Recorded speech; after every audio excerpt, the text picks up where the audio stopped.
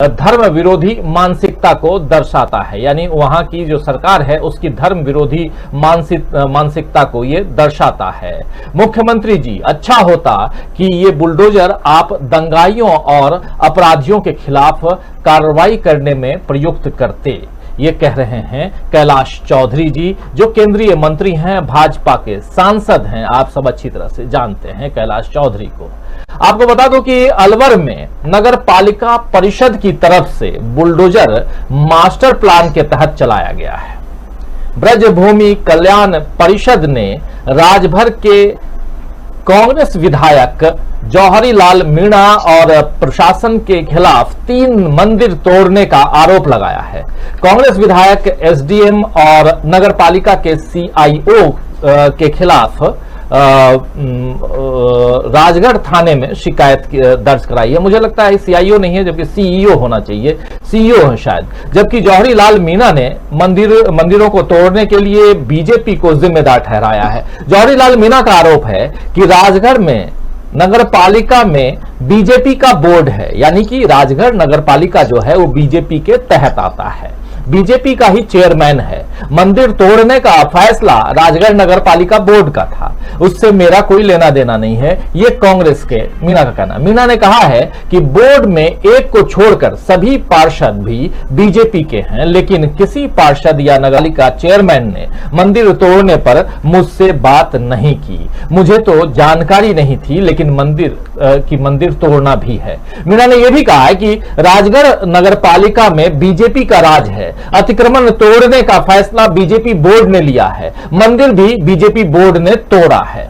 इन बयानों से साफ है दोस्तों, साफ जाहिर होता है कि अवैध अतिक्रमण का मसला जो है एक तरफ है और सियासी हिसाब किताब दूसरी तरफ है। दरअसल जहांगीरपुरी मामले में बीजेपी बुरी तरह से घिर चुकी है और उसे अब बचाव में कोई तर्क सूझ नहीं रहे, तो अब उसने अलवर के मुद्दे को भुनाना चाहा है। लेकिन यहां भी बीजेपी ही फंस रही है, क्योंकि राजगढ़ नगर पालिका में बीजेपी का राज है और कार्रवाई का फैसला नगर पालिका का है, राजस्थान सरकार का नहीं है। ये कार्यक्रम जब शुरू कर रहे हैं हम, इसी बीच एक खबर और आई कि राजस्थान सरकार ने राजगढ़ जो नगर पालिका है उसको नोटिस भेजा है कि सरकार को आपने क्यों नहीं बताया था।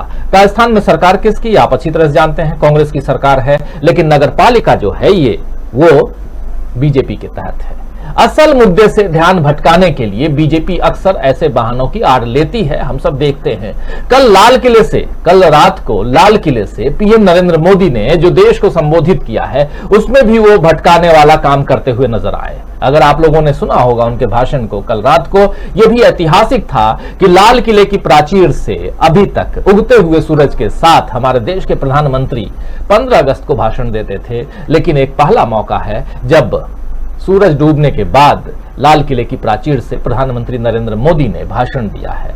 पिछले कई दिनों से देश में सांप्रदायिक उन्माद के कारण जनता असुरक्षित महसूस कर रही है, लेकिन इतने दिनों में मोदी जी ने अमन कायम रखने वाला कोई भी संदेश नहीं दिया और कल लाल किले से गुरु तेग बहादुर जी के प्रकाश पर्व पर मजहबी कट्टरता का जिक्र करते हुए कहा है कि उस समय भारत को अपनी पहचान बचाने के लिए गुरु तेग बहादुर जी सामने आए। ये सही बात है कि गुरु तेग बहादुर ने अन्याय के सामने झुकने से इनकार कर दिया और मजहबी कट्टरता के सामने सिर उठाकर खड़े रहे। लेकिन आज भी तो, आज की तारीख में जो कुछ हो रहा है उसमें भी तो देश में मजहबी कट्टरता का खौफ फिर से मंडरा रहा है। कहीं लोगों को धर्म के नाम पर प्रताड़ित किया जा रहा है, तो कहीं धर्म के नाम पर झगड़े हो रहे हैं। जय श्री राम का नारा जबरन लगवाया जा रहा है, खान पान पर बंदिशें लगवाई जा रही हैं और कपड़ों से पहचान की बात करना तो आप सब अच्छी तरह से सुन चुके हैं।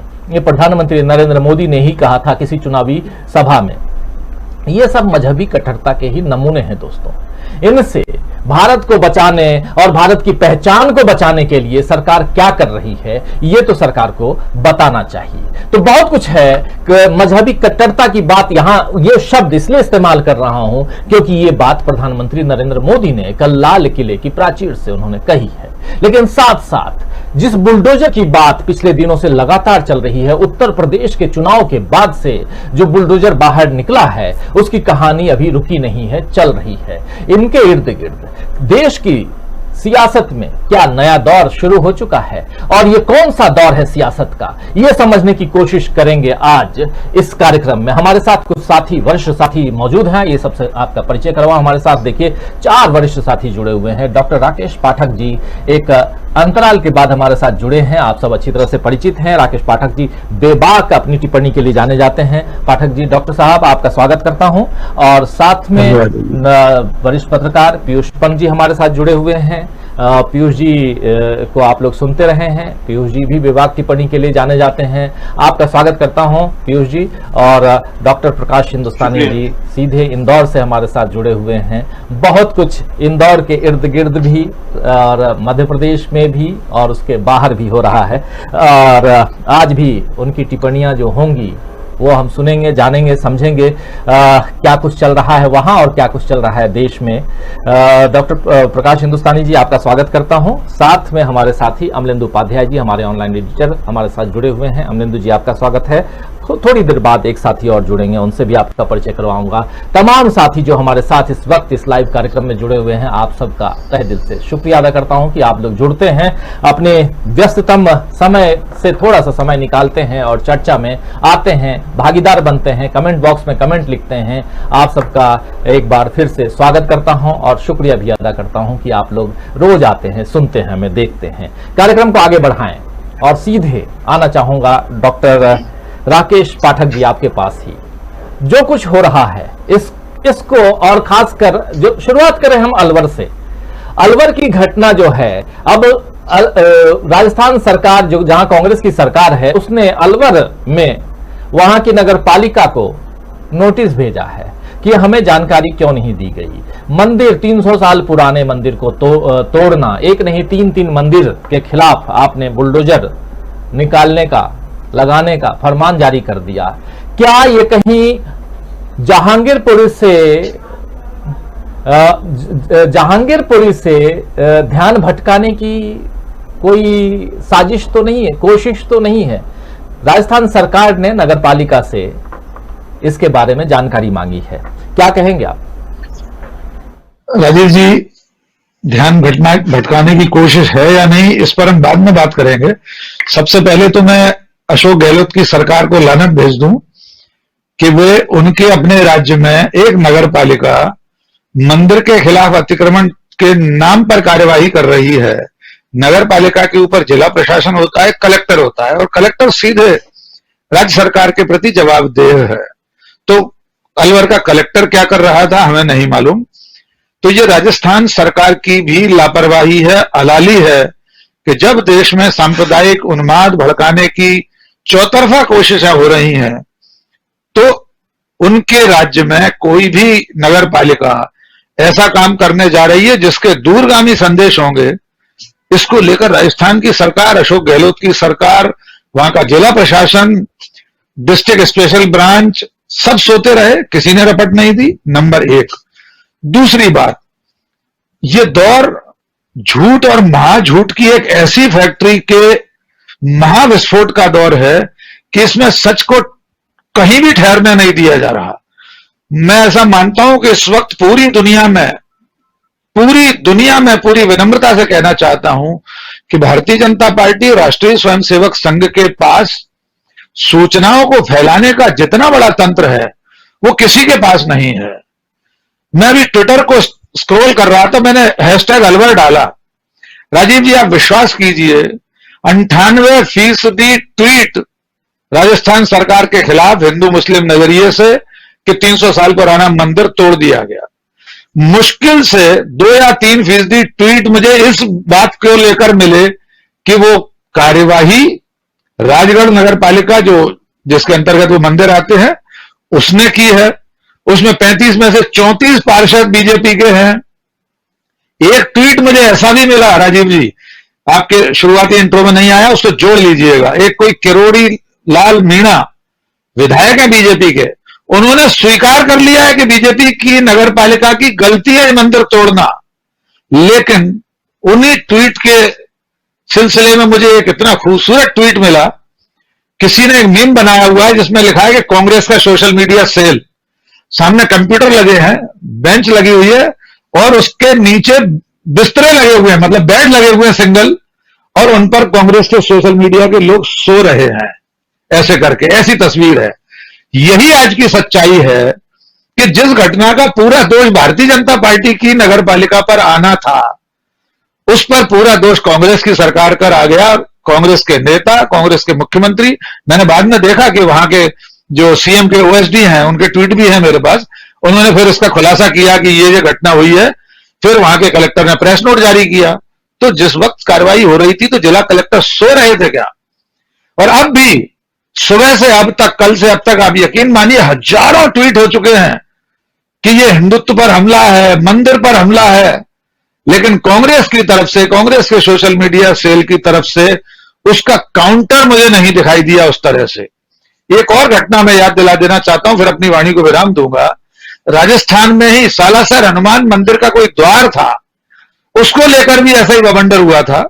भारतीय जनता पार्टी और संघ के पूरे प्रचार तंत्र ने राजस्थान सरकार के ऊपर मर दिया था, जबकि वो कार्रवाई भी राष्ट्रीय राजमार्ग प्राधिकरण एनएचएआई की थी, जो केंद्र सरकार की इकाई है।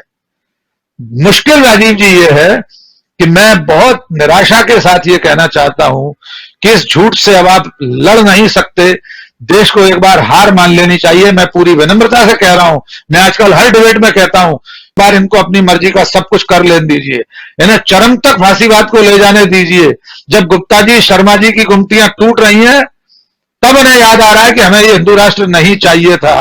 तो एक बार सारे पंत, हिंदुस्तानी, उपाध्याय, श्रीवास्तव, सबके ऊपर बुलडोजर चल जाने दीजिए। मैं बहुत क्रूर ये आशा कर रहा हूं, लेकिन मैं बहुत निराश हूं इस दौर से, क्योंकि जिन्हें लड़ना चाहिए वे भी खामोश बैठे हैं। मात्र 14 किलोमीटर दूर था 24 अकबर रोड कांग्रेस का मुख्यालय जहांगीरपुरी से, एक आदमी निकल कर नहीं गया। उसके दूसरे या तीसरे दिन शायद एक दिल्ली कांग्रेस का महासचिव गया है वहां पर। तो एक लानत कांग्रेस को भी, राजस्थान की सरकार को भी।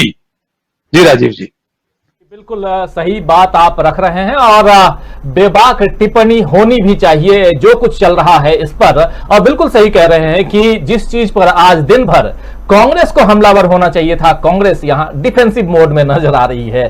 और यही जो एक कार्टून की बात आप कह रहे थे, वो कार्टून बहुत सटीक यहां बैठता है। खैर, प्रकाश हिंदुस्तानी जी, क्या कहेंगे इस पूरे मसले पे? थोड़ा आपकी टिप्पणी भी चाहूंगा।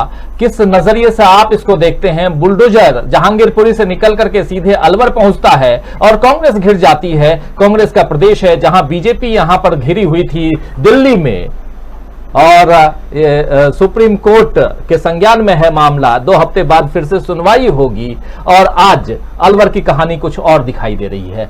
क्या ये सोची समझी रणनीति के तहत सब कुछ हो रहा है, लेकिन सियासत में बीजेपी आगे बढ़ती नजर आ रही है? राजीव जी, पाठक जी ने जो बातें कही, मैं उन सब से इत्तेफाक रखता हूं। दरअसल एक ऐसा मुद्दा जो मुद्दा है ही नहीं। पाकिस्तान जैसे देश में जो इस्लामिक राष्ट्र है, वहां इस्लामाबाद में सड़क चौड़ी करने के लिए एक पुरानी मस्जिद, 150 साल से ज्यादा पुरानी मस्जिद को ढहा दिया गया, और पाकिस्तान में उसका कोई ऐसा विरोध नहीं हुआ, ऐसे कोई मीम्स नहीं बने, कोई सोशल मीडिया पे हाहाकार नहीं मचा, जैसा राजस्थान के एक छोटे से शहर में पुराने मंदिर को लेकर, मंदिर भी जो भी रहा हो उसे हटाने को लेकर जिस तरह से हो रहा है।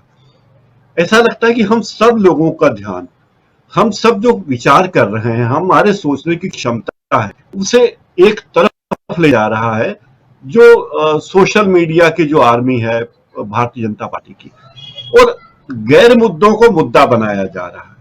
जो मुद्दे नहीं होने चाहिए उन्हें मुद्दा बनाया जा रहा है। दुर्भाग्य की बात यह है कि जो कांग्रेस इसकी मुखालिफत करनी चाहिए वो नहीं कर पा रही है, और जिस तरह से कांग्रेस शासित राज्यों में ये बताने की कोशिश की जा रही कि वहां हिंदू खतरे में है, कांग्रेस शासित राज्यों में धर्म खतरे में है, मंदिर खतरे में है, हनुमान जी का मंदिर खतरे में है, ये सारी बातें बताई जा रही।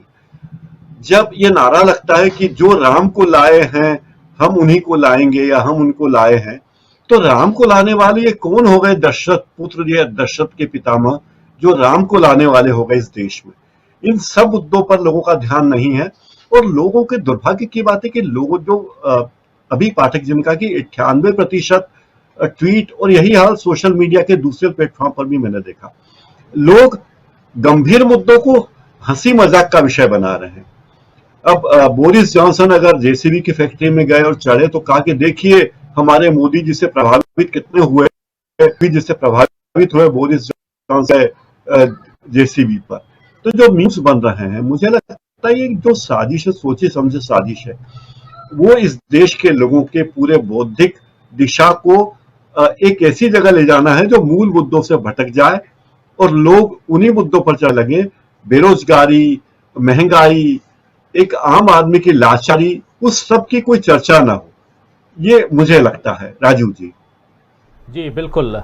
पीयूष पंत जी, बात यही बुलडोजर की कहानी अलवर, और अलवर पे ही हम चर्चा कर रहे हैं। अलवर पर ही नहीं, इससे आगे भी बढ़ेंगे और कल के प्रधानमंत्री नरेंद्र मोदी के भाषण पर भी, और साथ साथ जो कुछ चल रहा है और ये समझने की कोशिश कि देश की सियासत में क्या ये नया दौर है जिसमें कांग्रेस या विपक्षी दल पिछड़ते हुए नजर आ रहे हैं। हमारे साथ वरिष्ठ पत्रकार राकेश अचल जी भी जुड़ गए हैं। राकेश जी, आपका स्वागत करता हूं इस कार्यक्रम में। हमारे कार्यक्रम में आज दो राकेश जी हैं, और राकेश पाठक जी भी हैं, राकेश अचल जी भी हैं।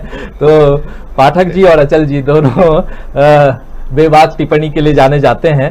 पीयूष पंत जी, आपके पास आना चाहूंगा, क्या कहेंगे इस बुलडोजर की कहानी, उसमें भी जो कुछ चल रहा है, राजगढ़ नगर पालिका, और जो बातें हो रही है कि यहां पर बीजेपी किसी भी रूप में लीड लेती हुई नजर आ रही है।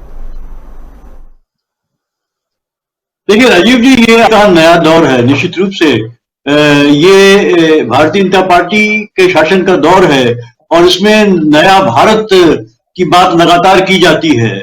और नया भारत कैसा भारत होगा? जिसका फोकस होगा सिर्फ धर्म के ऊपर फोकस होगा, सिर्फ एक हिंदू राष्ट्र की जो इनकी परिकल्पना आप कहिए या कहिए, जो एक इनका एक एजेंडा है, उसको ही इनको जो है इम्प्लीमेंट करना है, ये बहुत स्पष्ट है। और अगर आप देखिए 2014 से लगातार, जब से मोदी जी आए हैं सत्ता में, केंद्र की सत्ता में आए हैं, तब से जो है कि ये लगातार ये कोशिश हो रही है संघ के द्वारा कि पूरी तरीके से जो है उस एजेंडे को जो इम्प्लीमेंट किया जाए, और उसके लिए पूरी तरह से उसी तरह से चीजें चुनी जा रही है, उसी तरह से मुद्दे बनाए जा रहे हैं, और जो मुद्दे नहीं है उनको मुद्दा बनाया जा रहा है, और सब कुछ जो है एक धर्म के चश्मे से देखा जा रहा है। क्योंकि देखिए, आप जो भी डिस्कोर्स हो रहा है वो पूरा धर्म पे हो रहा है, वो आपके हिजाब पे हो रहा है, वो आपके अजान पे हो रहा है, वो आपके जो है कि मंदिर पे हो रहा है, मस्जिद पे हो रहा है, अयोध्या पे हो रहा है। लेकिन 250,000 करोड़ का जो विदेशी कर्ज हो गया है हमारे ऊपर, उस पे कुछ नहीं हो रहा है, बातचीत हो रही है। जो हमारी भुखमरी के जो हम पहुंच गए हैं, जो अभी आंकड़े आए हैं जो है, उस पर कोई चर्चा नहीं हो रही है। तो ये तमाम चीजें हैं जो 90% हमारे जीडीपी का जो है वो कर्ज हम उसका ले चुके हैं, हमारे ऊपर कर्जा है, इस पे कोई बात नहीं हो रही है, क्योंकि ये सूट नहीं करता हिंदू राष्ट्र को।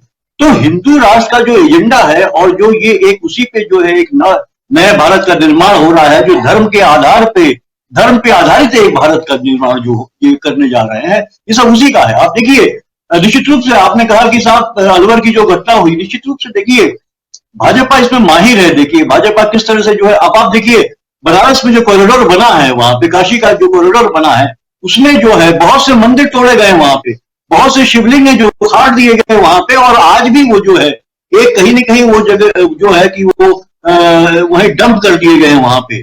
तब वहां कोई सवाल नहीं उठाया गया ये, और न वहां पे जो है कि दूसरी पार्टियों ने ये बात गाहे बगाए उठाई, लेकिन भारतीय जनता पार्टी के अंदर कोई इस तरह की कोई प्रति दिखाई नहीं गई, या लोगों ने ये सवाल नहीं उठाया भारतीय जनता पार्टी से।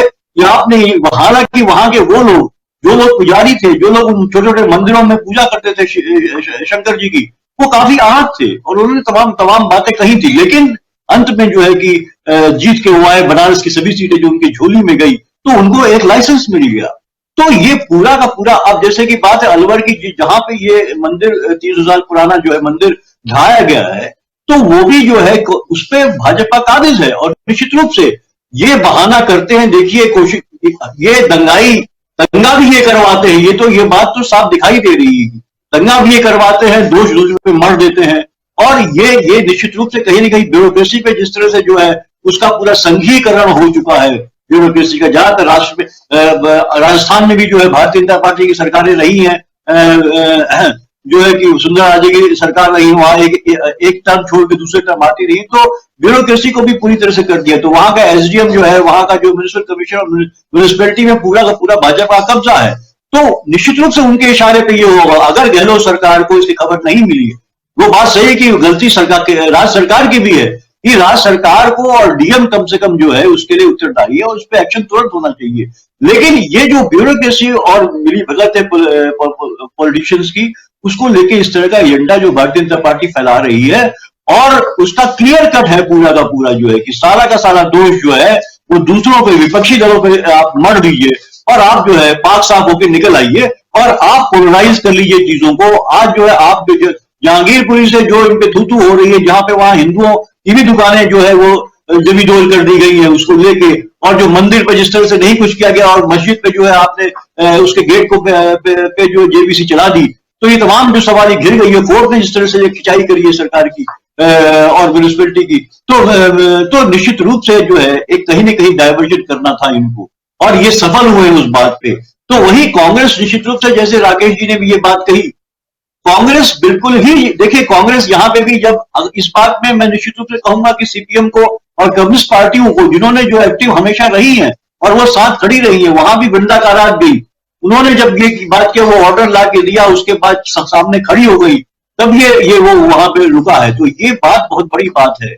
लेकिन लोग फिर क्यों नहीं आते हैं वामपंथी पार्टियों के साथ, ये भी एक सवाल है, क्योंकि खड़ा कौन होता है उनके साथ? लेफ्ट पार्टियां खड़ी होती है, वो हमेशा से मजदूरों के बीच में, किसानों के बीच में, जो कमजोर वर्ग है, गरीबों के बीच में वो खड़ी होती रही, काम करती रही, लेकिन लोग फिर भी उनके सपोर्ट में नहीं आते हैं। तो ये भी देखना होगा हमें कि किस तरह से भाजपा को सफलता मिल जा रही है, क्योंकि लोगों में भी कहीं ना कहीं ये पहचान का एक संकट हो गया है कि कौन उनके साथ खड़ा हो सकता है और कौन शोषण कर सकता है। ये एक जो समझ है, मुझे लगता है कहीं ना कहीं वो एक जो है मैं कहूंगा कि कहीं ना कहीं धुंधली होती जा रही है लोगों के अंदर। उसका जो है फायदा जो है भारतीय जनता पार्टी उठा रही है, और इस तरह से वो जो है अपने हिसाब से चीजों को ट्विस्ट कर दे रही है, एजेंडे को मोड़ दे रही है। क्योंकि बहुत से मंदिर ढहा है बनारस में, बनारस इसका साक्षी है, जहां तमाम छोटे छोटे पुराने मंदिर ढहा दिए गए हैं उस कॉरिडोर को बनाने में। तो निश्चित रूप से ये सवाल भी उठाए जाने चाहिए और कांग्रेस को उठाने चाहिए। लेकिन कांग्रेस आज जो है बिल्कुल जो है ढीली पड़ी हुई है। जैसे कि राकेश जी ने कहा, जो कार्टून के माध्यम से बात बिल्कुल साफ कर दी, जिसने भी वो कार्टून पेश किया।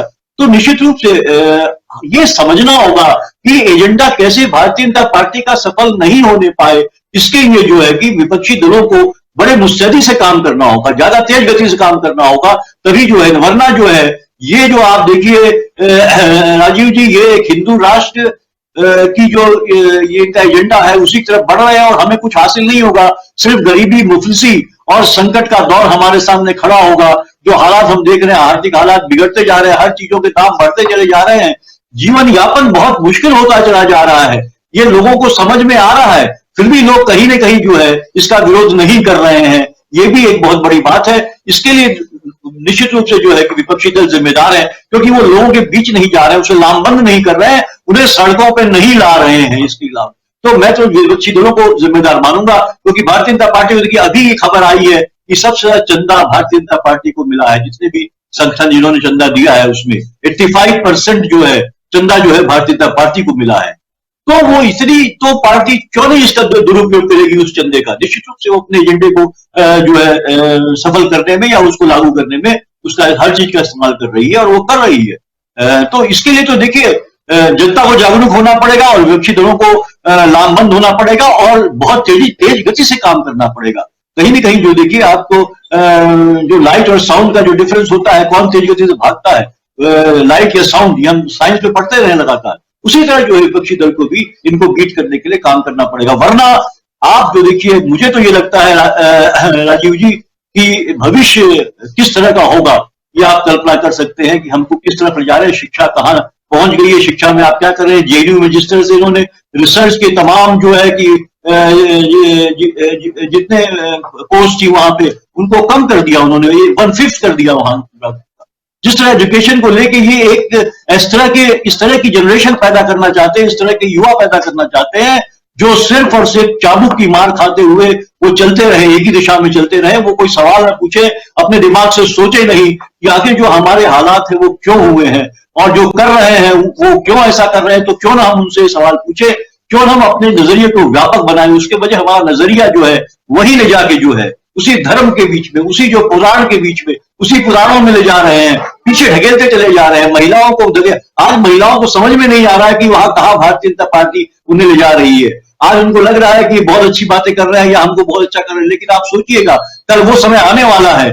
आज तो सिर्फ हिजाब की बात हो रही है और इसकी बात हो रही है, आएगा जब हिंदू महिलाओं को पर्दे में रहने की सीख दी जाएगी और कर दिया जाएगा उन्हें, उनके लिए सारी अपॉर्चुनिटीज खत्म कर दी जाएगी। अफगानिस्तान में जो हो रहा है वही भारत में भी होगा। 20 साल बाद आप देखिएगा, अगर यही भारतीय जनता पार्टी इसी तरह काबिज होती रही, चलती रही सक्सेसफुली, तो यही हालात होने जा रहे हैं, क्योंकि उनका एजेंडा क्लियर है बिल्कुल। आपने देखिए 15 साल की बात सुनी आपने जो भागवत जी के मुंह से, तो आप समझ लीजिए कि उनकी क्या प्लानिंग है। तो इसके लिए जो है जनता को, आम जनता को समझना होगा इस बात को, और विपक्षी दलों को समझना होगा इस बात को, और उन पत्रकारों को भी समझना होगा जो इस समय जो है उनकी हाँ में हाँ मिला रहे हैं, या उनके जो क्रियाकलाप, उनके डिजाइन्स को और जो है कि अच्छी तरीके से, पूरी तरीके से बढ़ चढ़ के जो है इंप्लीमेंट करने की कोशिश में लगे हुए हैं। ये उन पत्रकारों को भी समझना होगा कि कल क्या होगा, उनकी जो अगली पीढ़ी होगी उसके लिए वो किस तरह का हिंदुस्तान, किस तरह का भारत छोड़ जाएंगे, कि उनको सोचना होगा इस बात पे, वरना मुझे लगता है कि परिणाम बहुत ही जो गंभीर होने वाले। जी जी बिल्कुल, बहुत गंभीर परिणाम, और बहुत विस्तार से आप बहुत सारी बातें यहाँ रख भी रहे हैं पीयूष पंत जी। समझने की हम कोशिश कर रहे हैं। कई साथी लिख रहे हैं कि कांग्रेस रिस्पॉन्सिबल नहीं है जो घटना घटी है अलवर की। बिल्कुल, मैं आपकी बातों से, आप लोग जो लिख रहे हैं दोस्तों, आपकी बातों से हम भी इत्तेफाक रखते हैं। सवाल यहाँ ये है कि आखिर कांग्रेस का शासन है राजस्थान में और अलवर में ऐसी घटना घटती है, यही बात हमारे साथी डॉक्टर राकेश पाठक जी कह रहे थे, और उनके साथ साथ हमारे दो साथी और भी, प्रकाश हिंदुस्तानी जी और पीयूष पंत जी भी यही बात कह रहे हैं कि आखिर राजस्थान में कांग्रेस की सरकार है और ऐसी घटना घटती है, कांग्रेस को पता क्यों नहीं चलता है। अगर कहीं किसी मंदिर को या मस्जिद को या किसी के घर पर बुलडोजर अगर नगर पालिका, नगर परिषद या कोई भी लोकल बॉडी जो भी है वो अगर भेज रहा है वो या भेज रही है, तो वैसी स्थिति में सरकार के जो नुमाइंदे हैं, नौकरशाह हैं, वो क्या कर रहे हैं? ये बड़ा सवाल इसलिए है क्योंकि ऊपर बैठा हुआ जो आदमी है वो मुख्यमंत्री है, सबसे ऊपर मुखिया है राज्य का, और वहां तक खबर क्यों नहीं पहुंच रही है? जहांगीरपुरी की घटना के बाद बीजेपी घिरी हुई थी और दिन भर से अलवर की बात क्यों आने लगी, ये समझना होगा। और यहां पर रिएक्शन चाहिए होता है, जहां क्विक रिएक्शन, जिसकी बात पीयूष पंत जी कह रहे थे, लाइट एंड साउंड। आप सबको अच्छी तरह से पता है प्रकाश की गति और ध्वनि की गति दोनों में कौन तेज है। ये अगर फिजिक्स के आप विद्यार्थी होंगे तो आपको बिल्कुल अच्छी तरह से पता होगा कि जब बिजली कड़कती है तो कौन पहले, किसकी आवाज पहले आती है, बिजली पहले दिखाई देती है, यानी प्रकाश। तो आपको उसके पीछे पीछे भागना पड़ेगा और यही विपक्ष को भी करना होगा, और वहां तो बिल्कुल करना होगा जहां आपकी सरकार है साहब। सरकार आपकी है, कांग्रेस की सरकार है राजस्थान में, और यहां ये बात आप और हम कह रहे हैं ना कि अलवर की घटना में कांग्रेस का कोई हाथ नहीं है, लेकिन जिस प्रकार सुबह से भोंपू मीडिया ने भोंपू बजा बजा के बता दिया है कि राजस्थान में ये सब चल रहा है, उसके पीछे हम और आप भोंपू बैठ करके बजाएं तो क्या होगा? भैंस के आगे बीन बजाने से क्या मिलता है, ये सब आप अच्छी तरह से जानते हैं। खैर, बढ़ेंगे आगे, और राकेश अचल जी हमारे साथ जुड़ गए, थोड़ा शायद कैमरा सेट कर रहे हैं। और जी अचल साहब, आपकी टिप्पणी चाहूंगा, बहुत आपको जाना भी है जल्दी, मैं जानता हूं, बहुत महत्वपूर्ण बातें हम यहां कर रहे हैं, और उसमें भी क्या ये देश जो है, इस देश की राजनीति या देश की सियासत जो है वो एक नए दौर में पहुंच चुकी है, जहां पर अगले 15 साल में हमको क्या करना है, अखंड भारत बनाना है, कैसे बनाना है, इसकी बात भी हो रही है, और साथ साथ 2047 में कैसा भारत होगा इसकी बात भी हो रही है। और लेकिन आज कैसा भारत है? आज कट्टर मजहबी जो लोग हैं उनकी बात भी प्रधानमंत्री नरेंद्र मोदी करते हैं लाल किले की प्राचीर से, और साथ साथ जात पात को खत्म करके हम सब हिंदू हैं, इसकी बात भी होती है, लेकिन अलग अलग जातियों को बांटने की बात भी हो रही है। तो बहुत कुछ चल रहा है अंदर खाने में, और वहीं से पर्दा हटाने की हम कोशिश करते हैं। हाथी के दिखाने के दांत कुछ और, खाने के दांत कुछ और, ये समझने की कोशिश हम अपने छोटे से कार्यक्रम में यही समझाने की कोशिश, हमारे तमाम साथी जो रहते हैं, बैठते हैं, सुनते हैं, उनके बीच भी यही रखने की कोशिश करते हैं। किस नजरिए से आप देखते हैं पूरे घटनाक्रम को, राकेश अचल जी? देखिए राजीव जी, अभी मैं मित्रों को सुन रहा था, आपने कहा कि राजनीति का एक नया दौर शुरू हो गया है, लेकिन मैं ये कहता हूं कि ये राजनीति का नया दौर नहीं है, ये ये इतिहास लेखन का अब जो दूषित काल है वो शुरू हुआ है। हिंदुस्तान की रियाया को वो ख्वाब दिखाए जा रहे हैं कि आप उस अखंड भारत के हिस्से हो सकते हैं जो आज से हजारों साल पहले हुआ करता था, लेकिन जो बिल्कुल मुमकिन चीज नहीं है, जिस सपने को आप साकार कर नहीं सकते हैं, उसे दिखाकर आप देश के जो मौजूदा मुद्दे हैं उनसे जनता का ध्यान लगातार हटा रहे हैं। दुर्भाग्य की बात यह है कि जिस हिंदुत्व की बात आरएसएस, भारतीय जनता पार्टी और उनसे समान विचारधारा के जो संगठन है वो करते हैं, उसको हमारे देश का प्रधानमंत्री, जो सबका प्रधानमंत्री है, जो सबको साथ लेकर चलने की कसम खाकर प्रधानमंत्री बना है, वो ये कहता है परोक्ष रूप से कि नहीं, हम भी इस देश को हिंदुओं का देश बनाएंगे। ये कैसे मुमकिन है? या तो आप इस संविधान को उठा करके एक तरफ रख दीजिए, संसद में आपका बहुमत है, राज्यसभा में भी अब आप अच्छी स्थिति में पहुंच गए हैं, तो आप जेसीबी संहिता लागू कर दीजिए और जो संविधान है उसको बलाए ताक रख दीजिए, फिर जो कुछ हो सकता है वो हो जाएगा। लेकिन आज की तारीख में सारी दुनिया किस तरफ जा रही है और आप किस तरफ जा रहे हैं, ये देखने की बहुत जरूरत है। अन्यथा इस देश के भविष्य के साथ आप जो खिलवाड़ कर रहे हैं, इसका खमियाजा जो है आने वाली पीढ़ियों को कई दशकों तक भुगतना पड़ेगा। 75 साल में हमने देश को जो दिया है, हमने जो सद्भावना के और भाईचारे के जो फसलें पैदा की हैं, उस पर आप जैसी भी अगर चला देंगे तो भगवान ही मालिक इस देश का, इस देश की राजनीति का। भगवान ही मालिक है इस देश का, इस देश की राजनीति का। हमारे साथ जुड़े हुए हैं अमलेंदु उपाध्याय जी भी। आवाज आ रही है अमलेंदु जी आप तक? जी अमलेंदु जी, क्या कहेंगे आप? जहांगीरपुरी में घिरी हुई, फंसी हुई भाजपा थोड़ा सा कंफर्टेबल मोड में आ गई है, लगता है ऐसा अलवर की घटना के बाद से। जबकि बहुत सही कहा था भी डॉक्टर पाठक ने कि वहीं मीणा जो है, जो वहां के मंत्री हैं, मैं पूरा नाम शायद मुझे ध्यान नहीं आ रहा है, डॉक्टर पाठक, जरा डॉक्टर राकेश पाठक जी की आवाज खोलिए जरा। किरोड़ी लाल मीणा, बीजेपी के विधायक। बिल्कुल, किरोड़ी दैनिक भास्कर की, उनकी दैनिक भास्कर की वेबसाइट पर उनका बाइट है, उनका वर्जन है। उन्होंने कहा है कि नगर पालिका राजगढ़ ने गलती की है मंदिर तोड़कर। बीजेपी का एमएलए कह रहा है।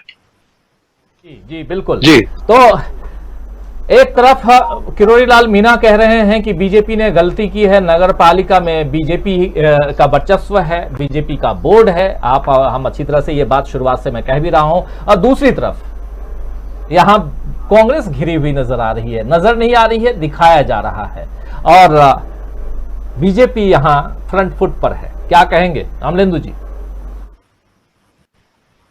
देखिए राजीव जी, एक तो ये पूरा जो मामला ये तैयार किया हुआ ही भारतीय जनता पार्टी का है, और जो मीडिया में भी जो एक बात चल रही है कि अलवर बार बार जो नाम लिया जा रहा है, ये अलवर कि अगर आप भी वो तो सर्च करेंगे, आप राजगढ़ सर्च नहीं करेंगे।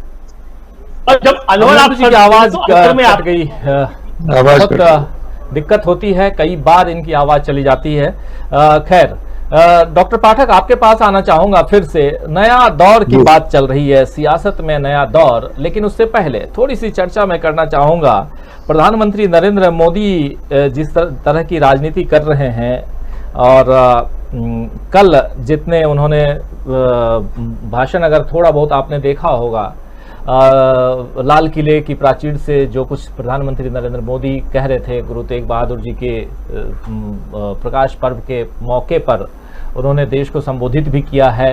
कट्टर मजहबी जो उस दौर में जो कुछ था और उस समय जो राष्ट्रीयता की बात थी उसको ला करके और आज के दौर से जोड़ने की कोशिश, इसको किस रूप में आप देखते हैं? क्योंकि एक तरफ अमन चैन के पैगाम का जो पैगाम भेजना चाहिए अभी तक प्रधानमंत्री नरेंद्र मोदी की तरफ से बिल्कुल नदारद है, दूसरी तरफ कपड़े से भी वो पहचान लेते हैं। जब चुनाव का वक्त आता है तो बहुत सारी बातें ऐसी होती हैं जो एक प्रधानमंत्री के मुंह से शोभा नहीं देती है, क्योंकि एक संवैधानिक पद पर वो बैठे हुए हैं। लेकिन क्या यहीं से मैं तार जोड़ना चाहूंगा, क्या अब हम एक नए दौर में पहुंच चुके हैं जहां आप कह भी रहे थे थोड़ी देर पहले कि अगर ये सब कुछ हो रहा है तो हो जाने दो, क्या हम ये सोच लें कि अब हो जाने दें?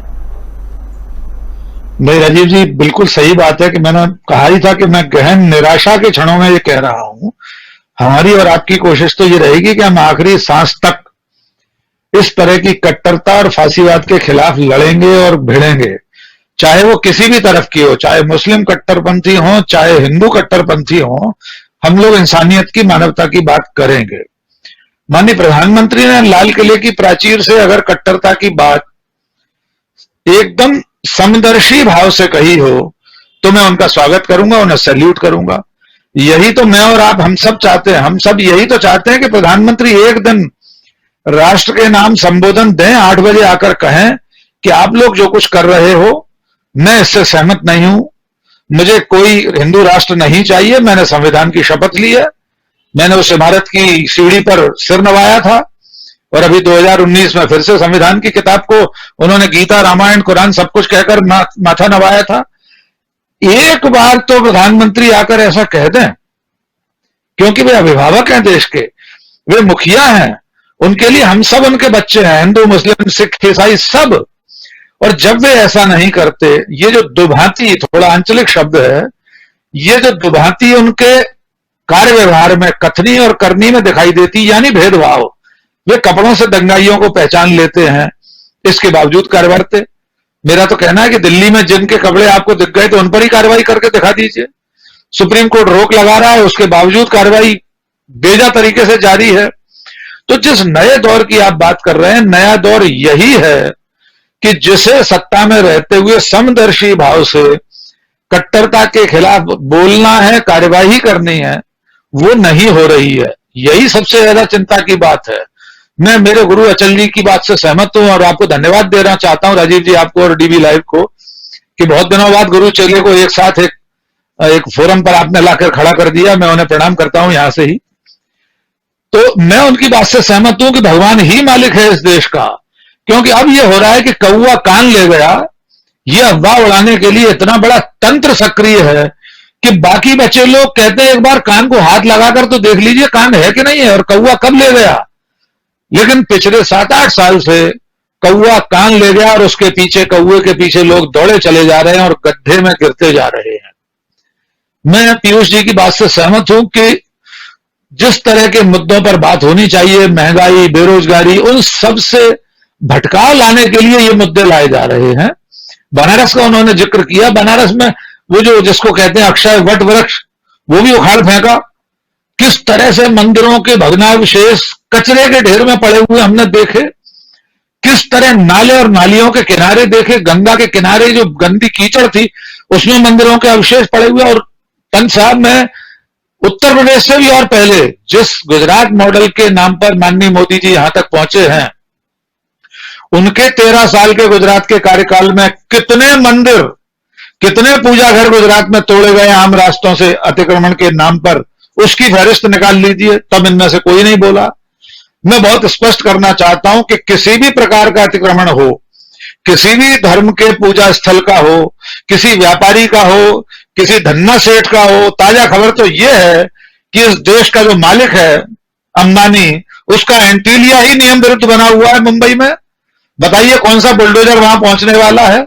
असली मालिक तो अंबानी है ना इस देश का, बाकी सब तो उसके नाम पर, बिहाफ ऑफ मिस्टर अंबानी काम कर रहे हैं हम सब लोग, हम सब यानी सत्ता में बैठे लोग। दिल्ली में सबसे पॉश एरिया सैनिक फार्म, 60 साल से अवैध निर्माण वहां पर हैं, बड़े बड़े लोगों के हैं, सेनाधिकारियों के, कैबिनेट सेक्रेटरीज के, गिनती नहीं है किस किस के हैं। लेकिन आज तक बुलडोजर वहां नहीं पहुंचा। तो मैं सत्ता की इस दुभांति से चिंतित हूं। जब सत्ता इस तरह का भेदभाव करती है तो समाज विभाजित होने की ओर अग्रसर होता है। आप जिस अखंड आर्यावर्त की कल्पना कर रहे हैं कि 15 साल बाद बन जाएगा, जिसमें भारत, पाकिस्तान, अफगानिस्तान, भूटान सब होंगे, आपसे ये 13% मुसलमान झेल नहीं रहे, आप इतने बाकी 50 करोड़ और मुसलमानों को लेकर कैसा अखंड आर्यावर्त बना लेंगे और उसके साथ कैसे जिएंगे? तो ये परिकल्पना में जीने वाला, सपने दिखाने वाला एक विमर्श है, ताकि आप भूल जाएं कि आपके शहर में 120 रुपए का पेट्रोल मिल रहा है, 400 रुपए किलो का नींबू मिल रहा है, गैस का सिलेंडर 1000 रुपए का मिल रहा है। इसलिए झूठ के सहारे एक ऐसा विमर्श, एक ऐसा छाया युद्ध समाज में छेड़ दिया गया है जिसके आर पार कुछ दिखाई नहीं देता। मैं भविष्य को लेकर उतना ही चिंतित हूं जितना आदरणीय अचल जी। राजीव जी। जी जी बिल्कुल, भविष्य को लेकर के सब चिंतित हैं और उसी पर हम चर्चा भी कर रहे हैं। बिल्कुल सही कह रहे हैं डॉक्टर पाठक कि जो कुछ भी चला। जी जी जी पीयूष पंडित जी, जैसे राकेश जी ने कहा कि ये एक जो है सपना दिखाने वाला विमर्श है, मैं कहूंगा ये झांसा देने वाला विमर्श है जो चल रहा है, जो सत्ता पक्ष की तरफ से। झांसा ही है, शुद्ध झांसा है।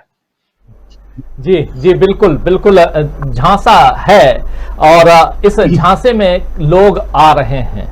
और सबसे बड़ी बात यह है कि बीजेपी जो भी दाव चल रही है उसमें वो सफल होती नजर आ रही है। इसके पीछे कारण क्या है ये समझने की जरूरत है और उसको जरा डॉक्टर प्रकाश हिंदुस्तानी जी आपके पास आना चाहूंगा। आपको क्या लगता है कि जो भी दाव अभी चल रही है बीजेपी, वहां पर बीजेपी यहां नजर आ रही है सफल होते हुए, अलवर में भी वही कुछ दिखाई दे रहा है। ठीक है, एक पक्ष तो मीडिया कह सकते हैं, लेकिन और भी क्या कुछ है? राजीव जी, ये बीजेपी का फेयर एंड लवली है। हर लड़की जानती है कि सुंदर नहीं हो सकती, कोई क्रीम लगाने से सांवला व्यक्ति गोरा नहीं हो जाता। लेकिन ये एक झांसा है जो कहा जाता है कि ऐसा होगा, हिंदू राष्ट्र बनेगा, तमाम हमारी सीमाएं अफगानिस्तान तक होगी और पता नहीं कहां कहां होगी, अड़ोसी पड़ोसी सब हमारे अपने होंगे। तो ये एक मार्केटिंग स्ट्रेटेजी है और अच्छे दिन की ये और भी बड़ी परिकल्पना है।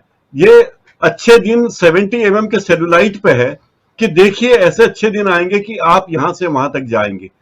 अभी आप देख ही रहे हैं कि कश्मीर में किस तरह से आतंकी गतिविधियां लगातार बढ़ती जा रही हैं।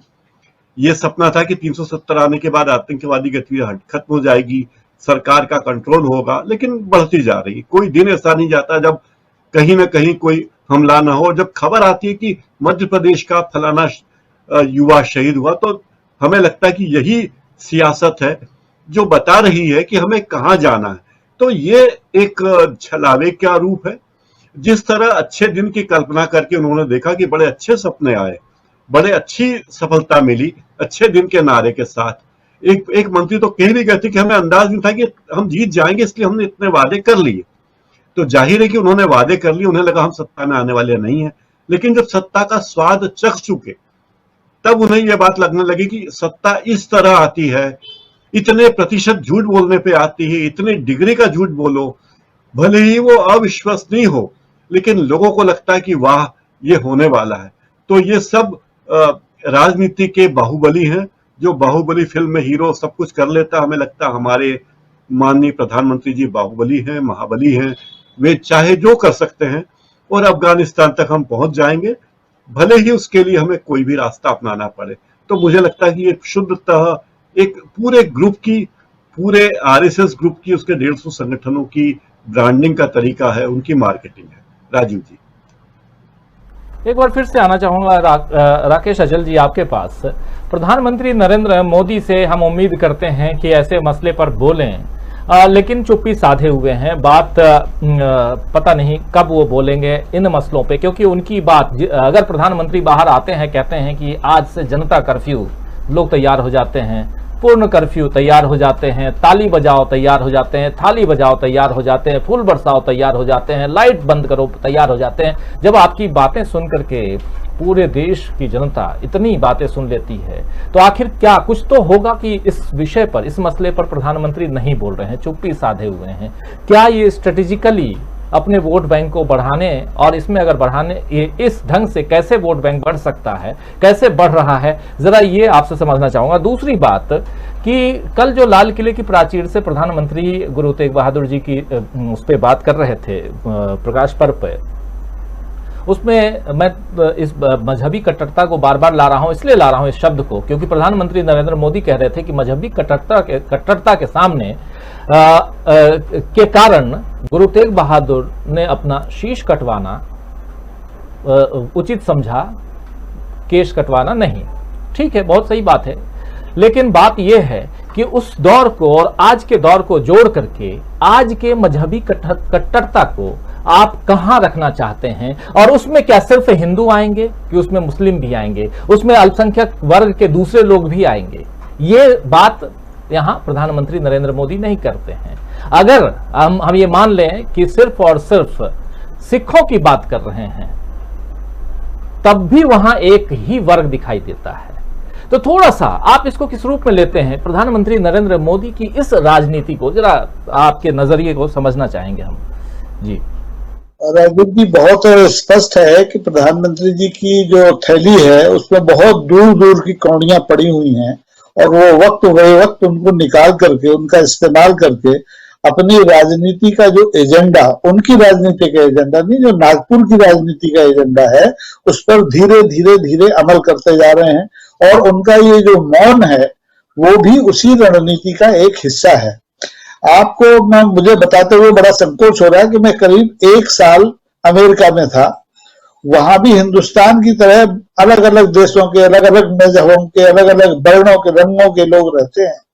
मैंने वहां के राष्ट्राध्यक्ष को इतनी फुर्सत में कभी नहीं देखा कि वो रोज अपनी वर्दी बदल के किसी धार्मिक कार्यक्रम में, किसी प्रहसन में रोज उपस्थित हो जाए और बोले, लगातार बोले, लेकिन जिस मुद्दे पर बोलना चाहिए, जिस मुद्दे को पूरा देश मुकाबला कर रहा है, सांप्रदायिकता का और वैमनस्य का, उस मुद्दे पे आप बोलने के लिए तैयार नहीं है, क्योंकि आपकी रणनीति यही है कि आप पर्दे के पीछे से उस एजेंडे को पूरी ताकत से साथ दें जो कि नागपुर ने बनाया है। नागपुर कैसा भारत चाहता है, उनके बयानों से आप रोज देख रहे हैं, रोज उनके दावे देख रहे हैं कि 2024 में ऐसा भारत होगा, 2047 में ऐसा भारत होगा।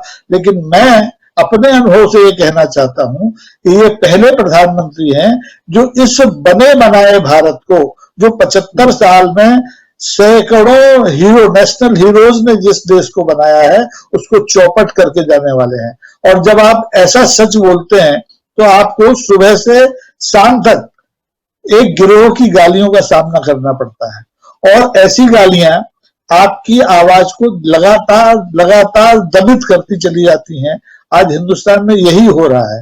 प्रधानमंत्री को जहां बोलना चाहिए वहां वो मौन साध के खड़े होते हैं, रणनीति का हिस्सा है, और जहां मौन रहना चाहिए वहां मुखर होकर बोलते हैं। क्या जरूरत थी? आप 7 साल से हैं इस देश में, गुरु तेग बहादुर का हर साल हम प्रकाश पर्व मनाते हैं, लाल किला चुनने की क्या जरूरत थी? लाल किला आपने एक रणनीति के तहत चुना। तो लाल किला एक इतिहास है, पत्थर की एक इमारत नहीं है। आप उसी जगह खड़े होकर के एक नए ढंग का इतिहास लिखना चाहते हैं। तो मैं पूरे विश्वास से कह सकता हूं कि ये चाहे जितनी कोशिशें कर लें, चाहे जितना अपनी बाल्टी में भगवा लेके पूरे देश को पोतने की कोशिश कर दें, लेकिन ये देश सतरंगा है, सतरंगा रहेगा, और अंततः इन कोशिशों को पराजय का सामना करना पड़ेगा।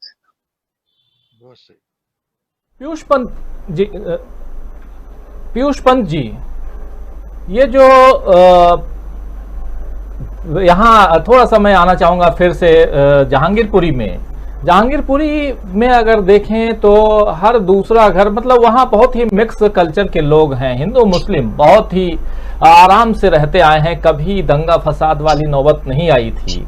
और जब से ये घटना घटी है और उसके बाद जब से बुलडोजर चलाया गया है, अब रोजी रोटी पर आफत है, वहां पर जबरदस्त पहरेदारी है, लोग बाहर नहीं निकल पा रहे हैं। और इसके साथ साथ स्थिति ये है कि जो व्यापार करते थे उनका व्यापार ठप है, जो बच्चे पढ़ते थे उनकी पढ़ाई ठप है, और जो लोग रोजी रोटी के लिए बाहर जाते थे वो भी आज कहीं न कहीं बंद हैं, बंदिशों में हैं, क्योंकि उन्हें वहां से निकलने में मुश्किल आ रही है।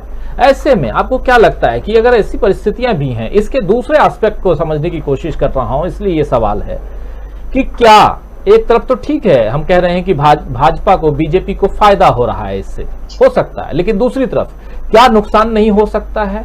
या इस घटना में जहां पर कि ऑलरेडी लोग परेशानी झेल रहे हैं, इन परेशानियों के बाद क्या फिर से ये वोट बैंक तैयार होगा, या वोट बैंक जो है, अगर तैयार वोट बैंक हिंदुओं का है, वो इनसे छिटकेगा? क्या कहेंगे आप, किस ढंग से देखते हैं आप इसको? देखिए राजीव जी, निश्चित रूप से जहांगीरपुरी ऐसा इलाका है जहां की हिंदू मुसलमान रहते हैं और हमेशा से जो है साथ साथ रहे हैं। अभी भी देखिए, आज भी जो मैंने कई वीडियोस देखे ऐसे जो वहां से आ रहे हैं, जहां लोग अगल बगल हिंदू मुसलमान साथ साथ रहते हैं। मस्जिद के बगल में हिंदू का मकान है, मंदिर के बगल में मुसलमान का मकान है। जो दोस्त हैं, जो साथ पढ़ते लिखते हैं, सब हिंदू मुसलमान हैं, सभी है।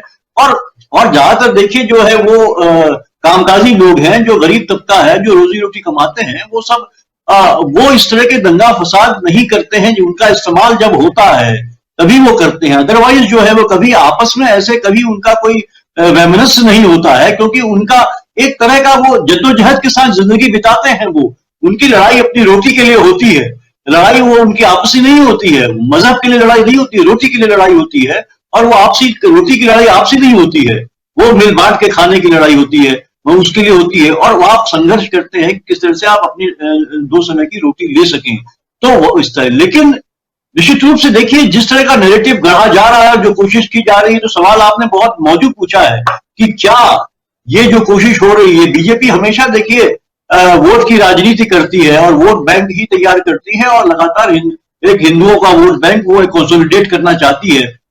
तो वो क्या इसका वो इफेक्ट होगा कि नहीं होगा?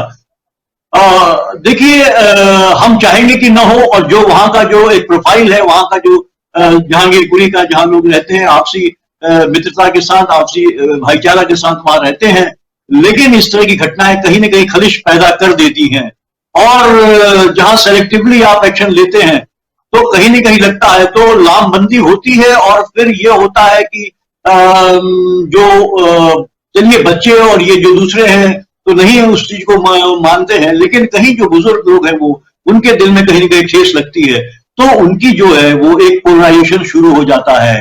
तो ये खतरा निश्चित रूप से है कि हो सकता है, और इसीलिए किया गया। देखिए, दंगा सब बाहरी लोगों का किया गया है और जानबूझ के किया गया है, क्योंकि उस भाईचारे को तोड़ने की कोशिश की गई है। और गरीब आदमी का कोई नहीं होता है। यहाँ तो सुप्रीम कोर्ट, यहाँ कई वकील गए, जो जनवादी वकील है वो गए, पिटीशन लगाई उन्होंने, तब सुप्रीम कोर्ट ने इंटरवीन किया। गरीब का कोई नहीं पूछता। जैसे अभी राकेश जी ने भी कहा, जो दिल्ली में बहुत सारे ऐसे गुलमोहर पार्क आप ले लीजिए, आप सैनिक फार्म ले लीजिए, तमाम अमीरों के सब ये है जो कि है वो इलीगल सब वहां पे मकान बने हुए हैं पूरे। लेकिन और दूसरा उदाहरण बताऊं, खुद जो इनके विधायक है नोएडा के, जो है आपके क्या नाम, महेश शर्मा, उनका भी जो हॉस्पिटल है वो भी जो है सरकारी जमीन पे है, जिसको कि बदल दिया गया उसका लैंड यूज, जब मायावती की सरकार थी वो।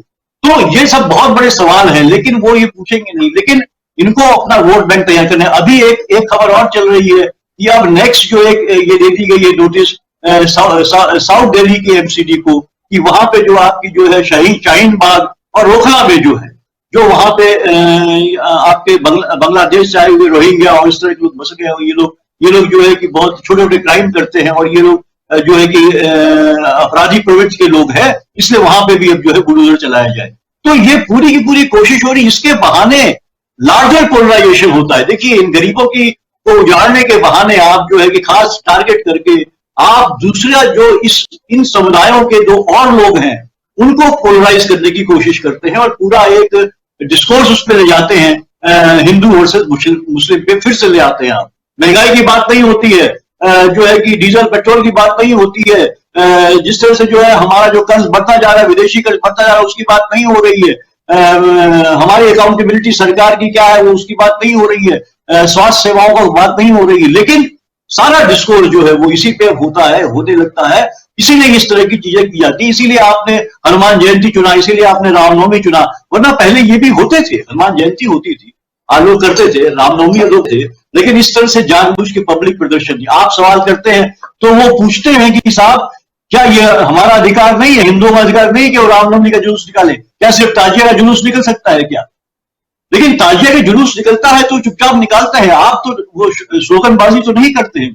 आप जिस तरह से प्रवोक कर रहे हैं तो ये सीधी सीधी एक डिजाइन है, वही एक पोलराइज करना, सीधे सीधे पूरे बांट देना, पूरे जिसको कहते हैं 80 वर्सेस 20, जो योगी जी ने अभी यूपी चुनाव के समय एक नारा दिया था, पूरी तरह से यही कोशिश है पूरी की पूरी इनको कि पूरा पोलराइज कर दिया जाए, एक हिंदुत्व के अम्ब्रेला के अंदर जो है सभी को ले आया जाए और सीधे सीधे मुसलमानों को ये सबक सिखा दिया जाए कि भाई तुम देखो इस देश में हमारे कहने के अनुसार ही रह सकते हो। और इसीलिए अब देखिए हर तरह से ये हमला हो रहा है। अब इकोनॉमिक जो उनका राइट है, जो उनकी रोजी रोटी का है, उस पर हमला हो रहा है। उनके मानसिक रूप से एक जो है प्रताड़ित किया जा रहा है उन्हें, उनके प्रैक्टिसेस जो पर्सनल प्रैक्टिसेस हैं, जो उनके अपने धर्म से जो ग्रांटेड है, उन पे हमला हो रहा है। तो ये हर चौतरफा हमला हो रहा है। कोशिश यही है, जैसे मैंने आपसे पहले भी कहा कि हिंदू राष्ट्र, अब सवाल आपने बहुत मौजूद उठाया कि क्या इसका परिणाम क्या होगा, क्या वो लोग जो साथ साथ रह रहे थे, एक साथ रहते थे, प्रेम से रहते थे, उन पे क्या प्रभाव पड़ेगा, पोलराइज होंगे? उम्मीद तो हमें नहीं करनी चाहिए नहीं होंगे, क्योंकि आम जनता अब इनकी बात समझने लगी। बहुत से हिंदुओं की दुकानें टूटी हैं तो उन्होंने भी सवाल उठाया, बहुत से लोग जिनको लाइसेंस दिया था एमसीडी ने, उनकी दुकानें तोड़ी गई हैं। तो ये तमाम सवाल हैं जो लोगों को अब सोचने पर मजबूर कर रहे हैं कि असलियत क्या है। तो मुझे लगता है कि मैं उम्मीद यही करना चाहूंगा कि ऐसा न हो, पोलराइज न हो, वो एकता जो भाईचारा बना रहे। लेकिन देखिए आप कुछ कह नहीं सकते, क्योंकि ये इस तरह से जहर फैला दिया गया है आम लोगों के दिमाग में कि देखिए मुसलमान जो है कि वो उसको अधिकार नहीं है इस देश में रहने का, रहेगा तो हमारे इशारे पे रहेगा, हमारे कहने के अनुसार ही वो काम करेगा, तभी वो रह सकता है, वरना उसे कोई अधिकार नहीं है यहाँ रहने का। तो इस तरह के जहां डिस्कोर्स चला रहे हो आप इस तरह की बात, तो वहां इस तरह खतरे हैं। लेकिन मैं फिर भी उम्मीद करूंगा कि डेमोक्रेसी हमारे यहाँ, संविधान सबसे बड़ी बात है, अभी भी संविधान मौजूद है, हालांकि कोशिश पूरी हो रही है। आपको याद होगा कर्नाटक के एक इनके विधायक थे या सांसद जिन्होंने कहा कि 100 साल बाद जो है कि हिंदू राष्ट्र का संविधान चलेगा इस देश में। तो ये तमाम कोशिशें हो रही हैं, लेकिन नहीं, अल्टीमेटली डेमोक्रेसी विन करती है। ये हमने देखा है हिंदुस्तान में, इंदिरा गांधी ने भी बहुत कोशिश करी थी। अल्टीमेटली जो है कि कोर्ट भारतवर्ष का कोर्ट भी, अभी सुप्रीम कोर्ट जो है, उससे भी उम्मीद अभी बरकरार है। और उसने पहले भी इंदिरा गांधी के टाइम में भी जो है ये बात दिखाई थी, और जो है कि अभी भी उसने ये दिखाया है, जहांगीरपुर वाले मामले में भी उसने संज्ञान में लिया और एक आदेश पारित किया है उसने। तो निश्चित रूप से ये उम्मीदें हैं जो हमारे संविधान की ने हमें दी हैं, जो हमारे अभी जनता में एक चीज से भी हमें उम्मीद है, क्योंकि जनता जो है एक बहकावे में आ तो रही है, लेकिन जिस तरह का वो जिस तरह की देखिए हिंसा का एक तांडव देख रही है। आप 2014 के बाद क्या देख रहे हैं? लगातार हिंसा का स्तर बढ़ता चला जा रहा है, न केवल मानसिक रूप से, न केवल शाब्दिक रूप से, शाब्दिक हिंसा बढ़ी है। आप जितने भी भाषण देख लीजिए, आप खासकर चुनाव के टाइम में शाब्दिक हिंसा बढ़ी है, शारीरिक हिंसा बढ़ी है, लिंचिंग के मामले बढ़े हैं। इस तरह से जो तांडव सरकारी मशीनरी का दुरुपयोग हो रहा है, एक बुलडोजर संस्कृति आपने पैदा कर दिया। आप देखिए गैर कानूनी चीज उत्तर प्रदेश से चली, वहां से चली, आप जो है और वहां से चली और उसको आदर्श मान लिया गया, और मध्य प्रदेश से होते हुए आज दिल्ली पहुंच गई है वो, और ये गैर कानूनी है। आप इस तरह से नहीं चला सकते जेबीसी मशीन, आपको इसके लिए परमिशन लेनी होती है, नोटिस देनी होती है, बहुत और पहले कानून का सहारा लेना होता है। लेकिन ये एक मैं कहूंगा राज्य का आतंकी हो जाना, मैं इसे कहूंगा सरकार का आतंकी हो जाना, मैं इसे कहूंगा कि आप आतंक पैदा कर रहे हो नागरिकों के दिमाग में, दिलो दिमाग में, कि तुम्हें हमारे हिसाब से ही काम करना होगा, वरना तुम्हारा हश्र यही होगा। ये कानून का रास्ता नहीं है, ये सरकार का रास्ता नहीं है, ये सरकार की जो उत्तरदायित्व का रास्ता नहीं है। तो ये तमाम चीजें टूट रही हैं, संविधान को धता बताया जा रहा है। तो इसलिए मुझे लगता है कि ये बहुत सवाल है जो उठते हैं इससे, और इसमें लोगों को सोचना होगा, समझना होगा, और उसी हिसाब से सवाल भी पूछने होंगे। अजय जी, उम्मीद करता हूं आपकी आवाज आ रही होगी। क्या ये आर्थिक मसलों से जो कुछ मुझे तो आपकी चल रहा है, गरीबी, बेरोजगारी और उसमें भी महंगाई सबसे बड़ी चीज, इससे ध्यान भटकाने के लिए और वोट बैंक की राजनीति को मजबूत करने के लिए? देखिए राजीव जी, निश्चित तौर पे जो असली आर्थिक मुद्दे हैं उनसे ध्यान भटकाने के लिए ये सारी चीजें की जा रही हैं। और सबसे महत्वपूर्ण बात यह है कि हम लोगों को ये नजर रखना चाहिए कि देश में चल क्या रहा है। इस सांप्रदायिक दंगे जो चलाए जा रहे हैं, इनकी आड़ में क्या चीज देश की बेच दी गई, ये इन खबरों पर नजर रखना चाहिए। कौन सा संस्थान बेच दिया गया, बैंक से कितना घोटाला हो गया, इन सब पे जो नजर रखनी चाहिए। क्योंकि जब भी इस तरह की चीजें होती हैं, मालूम पड़ता है कि इसके पीछे देश बिक गया, कहीं ना कहीं कुछ ना कुछ बेच दिया गया। तो ये सब चीजें होती हैं। तो अब ये बड़ा ध्यान रखने की चीज है कि इस बीच में जो बेचा क्या गया है, इस पे जो है फोकस जो है करना चाहिए। मुझे लगता है कि हम लोगों को उस पर नजर दौड़ानी चाहिए कि अब जो है बिका क्या है कुल मिलाकर के। तो कुल स्थिति तो यही है। लेकिन जहां तक राजीव जी जो इस घटना का सवाल है अलवर को लेकर के, जैसे मैं अपनी बात शुरू कर रहा था उसमें आवाज कट गई थी कि जो अलवर बार बार नाम लिया जा रहा है, तो अलवर इसलिए लिया जा रहा है, राजगढ़ नहीं कहा जा रहा है। ना भारतीय जनता पार्टी कह रही है, ना मीडिया राजगढ़ का नाम ले रहा है, अलवर कह रहे हैं। अलवर का नाम इसलिए ले रहे हैं ताकि जब अलवर आप सर्च करेंगे गूगल पे जाकर के, अलवर नगर पालिका परिषद, अलवर नगर परिषद को लेकर के, तो वहां आपको डिस्प्यूट मिलेगा। बीना गुप्ता जो वहां की मेयर थी, उनका एक जो कांग्रेस की मेयर थी, वो रिश्वत लेते हुए वीडियो वायरल हुआ, उसके कारण वो हटा दी गई। तो आपको कांग्रेस की ही नगर पालिका थी, उसने ये सब गड़बड़ किया है। राजगढ़ का नाम आप भूल जाएंगे तो राजगढ़ आपको नहीं मिलेगा, इसलिए जो है वो राजगढ़ का नाम ना लेकर के अलवर का नाम दिया गया। तो ये इस पीछे षड्यंत्र है। अब जब अमित मालवीय ट्वीट कर रहे हैं कि कांग्रेस का येहरा है और हिंदुओं के मंदिर गिराए जा रहे हैं, तो अब जब ये बात सामने आ गई है कि वो राजगढ़ नगर पालिका परिषद ने गिराया है, जहां भारतीय जनता पार्टी के 35 में से 34 पार्षद हैं, तो अमित मालवीय क्या इस बात को स्वीकार करेंगे कि यही भारतीय जनता पार्टी का असली चाल चरित्र चेहरा है जिसने मंदिर गिराए हैं? अगर ये कहा जाए तो मुझे लगता है कि बिल्कुल सही बात होगी। मेरे सामने दो खबरें हैं और मैं दो को बता देना चाहता हूं। एक तो इंडिया टीवी की खबर है और ये 2018 की है और उसका हेडिंग है, योगी राज में मंदिरों पर चला बुलडोजर, काशी में 100 से ज्यादा मंदिरों को तोड़ा गया। दूसरी 12 जून 2015 की अखबार की खबर है कि भारी विरोध प्रदर्शनों के बीच जयपुर के जिला प्रशासन रेल कारपोरेशन जीएमआरसी ने 2 मंदिर गिराए। कहा जाता है कि ये मंदिर सदियों पुराने हैं। रोजगारेश्वर महादेव और कष्ट हरण महादेव को गिराने का काम सुबह 4 बजे शुरू हुआ। इन मंदिरों की वजह से मेट्रो के काम में रुकावट आ रही थी। ये खबर जो है ये 2015 की है, जिसमें वसुंधरा राजे सिंधिया राजस्थान की मुख्यमंत्री थी। तो ये भारतीय जनता पार्टी का असली चाल चल रहा है, जिससे भारतीय जनता पार्टी जो है कुल मिलाकर के बचना चाहती है। मुझको जो है वो लग रहा है इस तरीके की बातें हैं। तो ये अब जहां तक कांग्रेस का सवाल है कि अशोक गहलोत की सरकार क्या कर रही थी या क्या, इस पर बहुत सारी बातें होगी। लेकिन मुझे लगता है कि अशोक गहलोत तो बेचारे जो है वो अभी तो प्रशांत किशोर से मिलने में व्यस्त हैं, क्योंकि उनको दिल्ली बुला लिया गया था। प्रशांत किशोर आकर के सब जो ठीक ठाक कर देंगे। और अब मुझे लगता है कि कांग्रेस को चाहिए कि प्रशांत किशोर को जो है प्रधानमंत्री पद का 2024 में उम्मीदवार घोषित कर दे कांग्रेस का, कि अब प्रशांत किशोर ही जो है वो सब कुछ दैया पार लगाएंगे, सब कुछ यही ठीक ठाक करेंगे। क्योंकि इतने व्यस्त हैं अशोक गहलोत से लेकर भूपेश बघेल तक और सोनिया गांधी तक प्रशांत किशोर के साथ में, कि जैसे हम यही बेड़ा पार करेंगे और 137 साल पुरानी पार्टी जो है उसको प्रशांत किशोर ही सब ठीक ठाक कर सकते हैं। जब प्रशांत किशोर को ही जब ठीक करना, तो ये राहुल गांधी की सोनिया गांधी की जरूरत क्या है? प्रशांत किशोर को ही घोषित करो सीधा सीधा अपना प्रधानमंत्री पद का दावेदार, सब ठीक ठाक हो जाएगा। खत्म करो सारी नाटक, किससे क्या जरूरत है सब चीजों की, बंद करो राजनीति, एनजीओ के रूप में घोषित कराओ कांग्रेस को, काम करो अपना जाकर के। तो कुल मिलाकर राजीव की स्थिति ये कि निराशाजनक स्थितियां हैं। और ऐसे में कांग्रेस की जो जिम्मेदारी थी, मुझे लगता है कि उत्तर प्रदेश की हार से इतने ज्यादा हतोत्साहित हो गए हैं और पंजाब की हार से कि मतलब आप घर में ही एकदम इस तरीके से बैठ जाए, तो ये अच्छी चीज नहीं है। राजनीति में हार और जीत चलती रहा करती है। चुनाव है, आपने भी तमाम चुनाव जीते, तमाम चुनाव हारे हैं। पार्टी जो है 70 साल तक चल रही है, अब जाकर के उसे मिली है। तो अगर आप इस तरीके से जो हतोत्साहित हो जाएंगे और घर में बैठ जाएंगे, तो ऐसे काम चलने वाला नहीं है। अब जिम्मेदारी जो है विपक्ष को भी अपनी उस तरीके से जो है मुझे लगता है निभाना चाहिए राजीव जी। खत्म हो चुका है और इस कार्यक्रम को अब यहीं समाप्त करना चाहूंगा। आप लोगों से इजाजत चाहूंगा। बहुत धन्यवाद राकेश अचल जी, डॉक्टर प्रकाश हिंदुस्तानी जी, अमलिंदु उपाध्याय जी और साथ में डॉक्टर राकेश पाठक और पीयूष पंत जी की आप लोग जुड़े और इस महत्वपूर्ण मुद्दे पर आपने अपनी बातें रखी।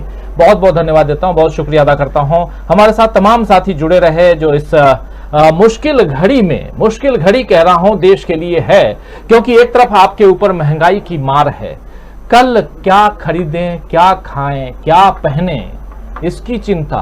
अगर आप कार रखते हैं तो सोच रहे हैं कि बाइक खरीद लें, बाइक रख रहे हैं तो सोच रहे हैं कि साइकिल से चलना शुरू कर दें। ये स्थिति है और क्योंकि कमाई, आमदनी जो है वो बिल्कुल खत्म होती जा रही है।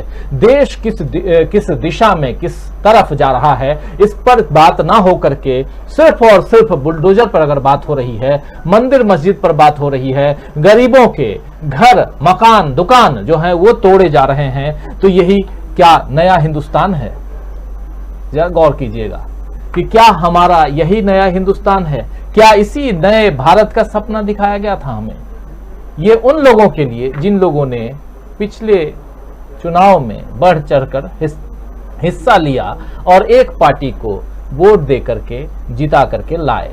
अलवर की बात जो हमारे साथी कह रहे थे, अलवर की बात ही नहीं है, वो राजगढ़ नगर पालिका की कहानी है और वहां पर 35 में से 34 सदस्य उस नगर पालिका के बीजेपी के हैं। तो किसने रची ये साजिश? अगर साजिश है तो क्या कांग्रेस ने? नहीं, बीजेपी ने। क्या बीजेपी ने ध्यान भटकाने के लिए ये सब कुछ किया है? दिल्ली में जहांगीरपुरी में बीजेपी फंसी हुई है, क्या यहां से ध्यान भटकाने के लिए है? क्या कुछ है? लेकिन एक बात और भी है कि सरकार राजस्थान में अशोक गहलोत की है, तो अशोक गहलोत क्या कर रहे थे?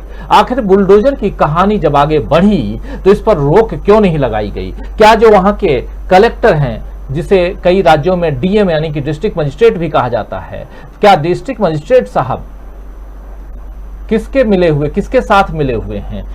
प्रशासन क्या किसी के साथ मिलकर, किसी पार्टी विशेष के साथ मिलकर के चलाया जा सकता है? तो बहुत सारे सवाल हैं, इन सवालों पर गौर फरमाने की जरूरत है और हम सब चर्चा तो करते ही रहेंगे और पढ़ते खोलते रहेंगे, लेकिन विपक्ष का काम भी है कि आगे बहुत तेज गति से आए और अपनी बातें बुलंद करें। लोगों के बीच जो मायूसी छा रही है, एक वर्ग ऐसा है जो मायूस हो रहा है, उसकी मायूसी पर मरहम लगाने की कोशिश करें और अपनी राजनीति को भी चमकाने की कोशिश करें। अगर परत दर परत आपकी राजनीति जो है वैसे ही धुंधली होती जाएगी तो कल सिर्फ और सिर्फ एक पार्टी का राज होगा और फिर चीन और आप में कोई फर्क नहीं होगा। सियासत की बात कर रहा हूं, चीन के विकास की बात नहीं, चीनी सियासत की बात कर रहा हूं। तो सोचिएगा जरा, इस पर गौर फरमाइएगा। बहुत सारे साथी जुड़े हुए हैं। मोहम्मद शरीफ हैं जो कह रहे हैं कि अपनी सत्ता पर इतना गुरूर मत कराए गालिब, जनता को भी हुनर आता है तख्त पलटने का।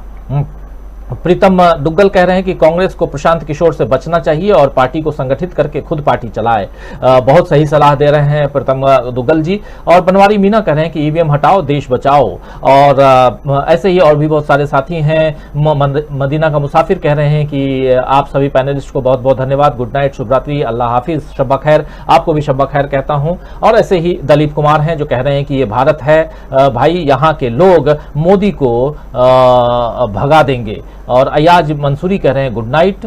तो तमाम साथियों, सीमा जी भी हमारे साथ जुड़ी हुई हैं, सीमा खातून, और ओम प्रकाश तिवारी जी भी हमारे साथ जुड़े हुए हैं, बने हुए हैं। तमाम साथियों, आप सबको बहुत बहुत धन्यवाद देता हूं, बहुत शुक्रिया अदा करता हूं कि आप लोग जुड़े हमारे इस कार्यक्रम में। कल शाम फिर आपके सामने हाजिर होंगे 7 बजे। तब तक जुड़े रहिए हमारे दूसरे कार्यक्रमों के साथ और देखते रहिए टीवी लाइव। अगर आपको हमारा प्रोग्राम अच्छा लगता हो तो इस प्रोग्राम को जरूर शेयर कीजिए ज़्यादा से ज़्यादा लोगों के बीच। और हमारे अगर चैनल को आपने सब्सक्राइब नहीं किया तो सब्सक्राइब भी करने की कोशिश कीजिए।